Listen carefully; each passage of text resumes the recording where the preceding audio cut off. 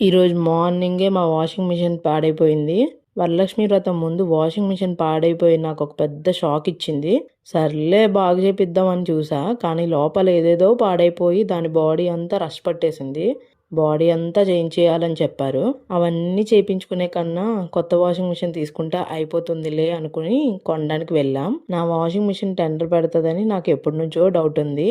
1 year నుంచి నెట్టుకొస్తున్నా, ఇంకా ఇప్పుడు తప్పేలా లేదు. పెళ్ళైన 10 ఏళ్ళలో ఇది 3వ వాషింగ్ మిషన్. అందరూ నవ్వుతున్నారు చెప్తుంటే. అసలు నాకు ఈ వాషింగ్ మిషన్కి అస్సలు అచ్చురాదబ్బా. నాకే ఇలా అవుతుందా, అందరికీ అవుతుందా అనిపిస్తుంది. అప్పుడప్పుడు నాకు అసలు వాషింగ్ మిషన్ వాడడం రాదేమో అని డౌట్ కూడా వస్తుంది. ఇక్కడేమో వీళ్ళు చూస్తే వైట్ సపరేట్గా, పిల్లల బట్టలు సపరేట్గా, బెడ్షీట్లు సపరేట్గా, అన్నీ సపరేట్గా వేయాలంటున్నారు. వాషింగ్ మిషన్ మీద ఆప్షన్స్ కూడా అలాగే ఉన్నాయి.